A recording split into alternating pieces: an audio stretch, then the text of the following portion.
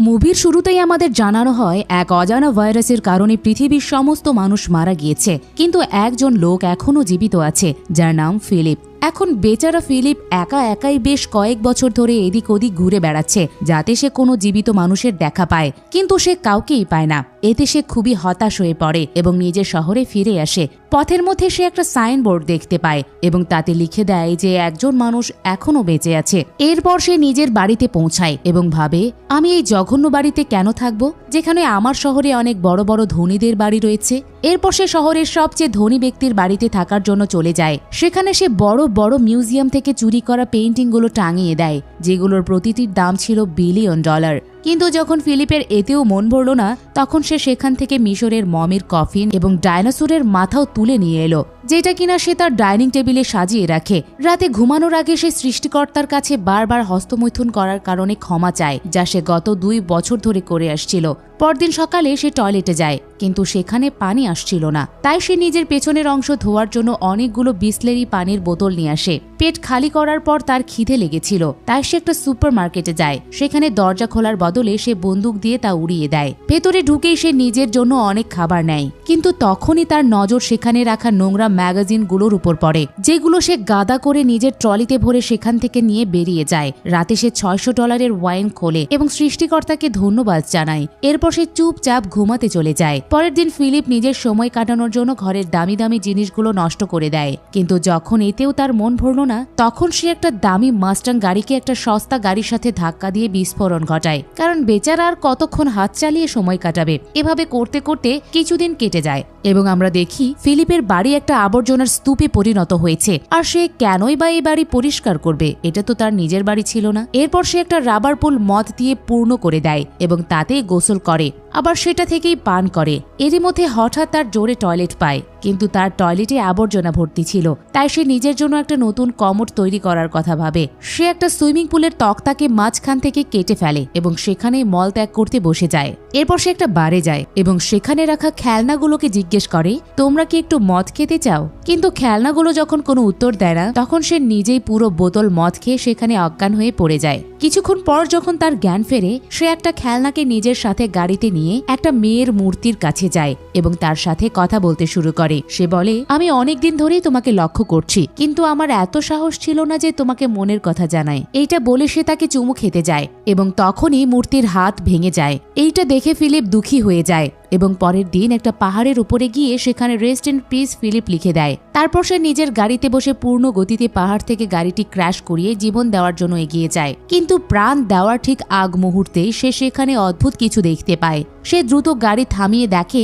পাহাড়ের পেছন থেকে ধোঁয়া বের হচ্ছে, যার মানে কোনো মানুষ এখনো বেঁচে আছে। তাই সে দ্রুত সেই ধোঁয়ার দিকে এগিয়ে যায়। সেখানে পৌঁছে সে একটা ক্যাম্প দেখতে পায়, যার পাশে একটা মেয়ের ব্রা টাঙানো ছিল। তা দেখে সে খুশি হয়ে যায় এবং সেই ব্রা শুকতে শুরু করে। তারপর সে সেখানে স্বপ্ন দেখতে শুরু করে। সে নিজেকে এক সুন্দরী মেয়ের কোলে শুয়ে থাকতে দেখে, যে তাকে বলছিল, আমার তো বিশ্বাসই হচ্ছে না যে তুমি আমাকে খুঁজে পেয়েছো। এই বলে সে তাকে চুমু খেতে থাকে, কিন্তু তখনই তার চোখ খুলে যায় এবং সে দেখে একটা মেয়ে তাকে সিপিআর দিচ্ছে এবং সে দেখতে একেবারেই সুন্দরী ছিল না। তাই সে ভয় পেয়ে তার থেকে দূরে সরে যায়। সে তাকে জিজ্ঞেস করে, ওই সুন্দরী মেয়ে কোথায় গেল? তখন সেই মেয়েটি, যার নাম ছিল ক্যারল, সে বলে, তুমি অজ্ঞান হয়ে গিয়েছিলে আর ভয়ে প্যান্টে প্রস্রাব করে দিয়েছ, তাই আমি তোমাকে সিপিআর দিচ্ছিলাম। ফিলিপ বলে, আমি প্রস্রাব করিনি, এটা আগে থেকেই ভেজা ছিল।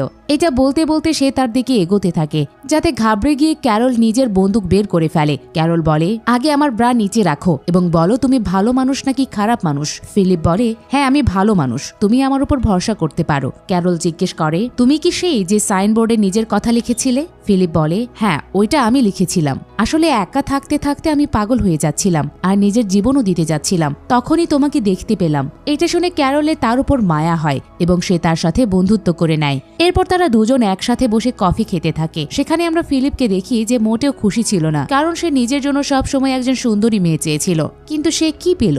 এরপর সে ক্যারলকে নিজের বাড়ি দেখাতে নিয়ে যায়, কিন্তু পথে ক্যারল তাকে একটা স্টপ সাইনে থামতে বলে। এরপর তারা দুজনে ডানে বামে দেখে নিশ্চিত হয় যে কেউ রাস্তা পার হচ্ছে কিনা। বাড়ি এসে ফিলিপ ক্যারলকে তার টয়লেট পুল দেখায়, তারপর আবর্জনার পুল দেখায়। ভেতরে আসার পর ক্যারল সেখানে অনেক নোংরা ম্যাগাজিনের স্তূপ দেখতে পায়। সে জিজ্ঞেস করে, এগুলো কি? ফিলিপ বলে, এগুলো আমার হাত চালানোর জন্য নোংরা ম্যাগাজিন। যা শুনে ক্যারল হাসতে থাকে এবং বলে, আমি তোমাকে বিচার করতে চাই না, তবে তোমাকে আমার অনেক বড় লম্পট মনে হচ্ছে। এটা শুনে ফিলিপের খুব মন খারাপ লাগে এবং সে তাকে সেখানে ফেলে আসে যেখান থেকে তাকে নিয়ে এসেছিল।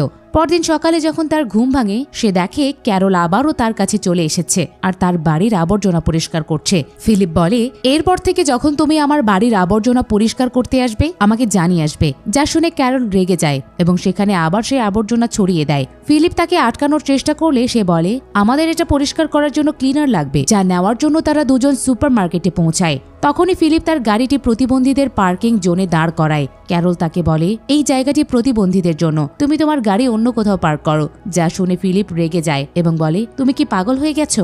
এই পৃথিবীতে আমরা দুজন ছাড়া আর কেউই বেঁচে নেই, তাহলে এখানে প্রতিবন্ধী মানুষ কোথা থেকে আসবে? ক্যারল বলে, সে যাই হোক, তুমি তোমার গাড়ি অন্য কোথাও পার্ক করো। এবার ফিলিপের মেজাজ বিগড়ে যায় এবং সে গাড়িটি সরাসরি সুপার মার্কেটের ভেতরে ঢুকিয়ে দেয়। রাতে সে তার খেলনা বন্ধুদের সাথে কথা বলতে বারে যায় এবং তাদের জানায়, এখন আমি এই পৃথিবীর শেষ মানুষ নই। আমি ভেবেছিলাম যে আমি একটা সুন্দরী মেয়ে পাবো যার সাথে রোজ মজা করব, কিন্তু আমি কি পেলাম? এই পচা করলা ক্যারলকে। পরদিন সকালে যখন ফিলিপ বিয়ার দিয়ে কুলি করছিল, তখনই সে দেখে যে ক্যারল তার মালপত্র গুছিয়ে সেখানে থাকতে আসছে। তা দেখে ফিলিপ দৌড়ে তার কাছে যায় এবং বলে, তুমি জানো এই পৃথিবীটা কত বড়? তাহলে তোমার থাকার জন্য আমার বাড়ির পাশের বাড়িটাই জুটলো। ক্যারল বলে, তোমার এতে সমস্যা কি? তুমি কি ভয় পাচ্ছ যে আমি তোমার নোংরা কাজগুলো দেখে ফেলবো? তখনই ফিলিপ তার সামনে নিজের অন্তর্বাস খুলে ফেলে এবং বলে, এই নাও দেখো, আর দেখার কি বাকি আছে? তখন ক্যারল বলে, আমাদের দুজনকে কোনো বিশেষ উদ্দেশ্যের জন্য বেছে নেওয়া হয়েছে, আর সেই উদ্দেশ্য হলো পৃথিবীর জনসংখ্যা বৃদ্ধি করা। ফিলিপ বলে, দেখো, আমি তোমাকে অপমান করছি না, কিন্তু আমি তোমার সাথে বাসরাত পালন করতে একদমই আগ্রহী নই।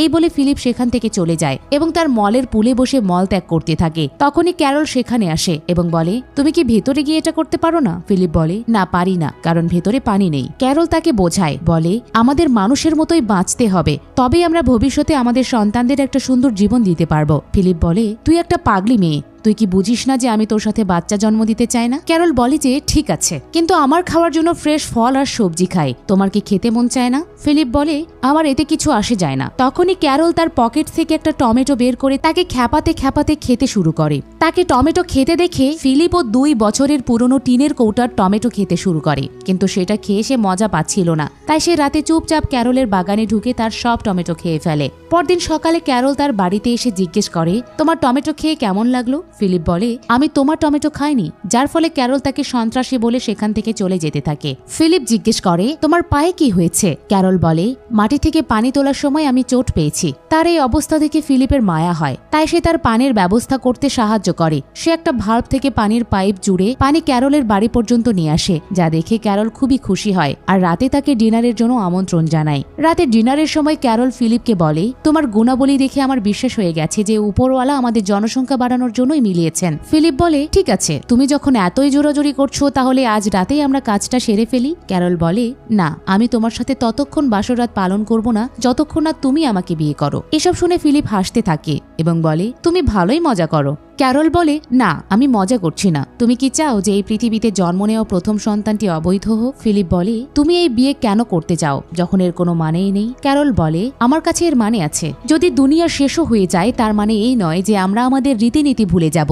এখন ফিলিপকে যে কোনো মূল্যে তার সাথে ঘনিষ্ঠ হতে হবে, তাই ফিলিপ তাকে বিয়ে করতে রাজি হয়ে যায়। ক্যারল বলে, আগে তুমি আমাকে ঠিকভাবে প্রস্তাব দাও হাঁটু গেড়ে। এরপর ফিলিপ হাঁটু গেড়ে তাকে প্রপোজ করে এবং ক্যারল তাকে হ্যাঁ বলে দেয়, কিন্তু তার হ্যাঁ শুনে ফিলিপ মোটেও খুশি হয় না এবং ডিনার অর্ধেক রেখেই বাড়িতে চলে যায়। তার পিছু পিছু ক্যারল তার জন্য খাবার নিয়ে আসে। ক্যারল বলে, তুমি জানো আমেরিকার প্রেসিডেন্ট মারা গেছেন, তাই এখন আমাদের দুজনের মধ্যে কাউকে প্রেসিডেন্ট হয়ে দেশের হাল ধরতে হবে। ফিলিপ তার উপর খুবই বিরক্ত ছিল, তাই ফিলিপ বলে, তুমি প্রেসিডেন্ট হয়ে যাও। ক্যারল বলে, আমি হতে পারবো না, কারণ আমি মানুষের সামনে ভাষণ দিতে পারি না। তাই তাদের দুজনের সম্মতিতে ফিলিপকে প্রেসিডেন্ট বানিয়ে দেওয়া হয়। পরের দিন ক্যারল স্টোর থেকে তাদের বিয়ের জন্য কিছু কেনাকাটা করতে যায়। অন্যদিকে ফিলিপ নিজের ব্যাচেলর পার্টির এনজয় করছিল। সেখানে সে অনেক টিস্যু পেপার জড়ো করে আর তাতে আগুন লাগিয়ে দেয়। এরপর সে ছেঁড়া ফাঁটা কাপড় পরে চার্চে পৌঁছায়। সেখানে ক্যারল চার্চটিকে খুব সুন্দর করে সাজিয়েছিল এবং নিজেও খুব সুন্দর করে সেজে এসেছিল। বিয়ের সময় যখন আংটি পরানোর সময় আসে, তখন ফিলিপ বিয়ের আংটি আনতেই ভুলে যায়। আসলে সেই বিয়েতে একদমই আগ্রহী ছিল না। তা দেখে ক্যারল রেগে যায় এবং বিয়ে মাঝপথেই ছেড়ে সেখান থেকে চলে যায়। তখন ফিলিপ তার পিছু পিছু তার বাড়িতে পৌঁছায় এবং তাকে দরজা খুলতে বলে, কিন্তু যখন ক্যারল দরজা খোলে না তখন ফিলিপ দরজাটি ভেঙে ফেলে। ভেতরে এসে ফিলিপ দেখে ক্যারল তার বাড়িটি খুব সুন্দর করে সাজিয়ে রেখেছে, কারণ ক্যারল তার বিয়ে নিয়ে খুবই উত্তেজিত ছিল।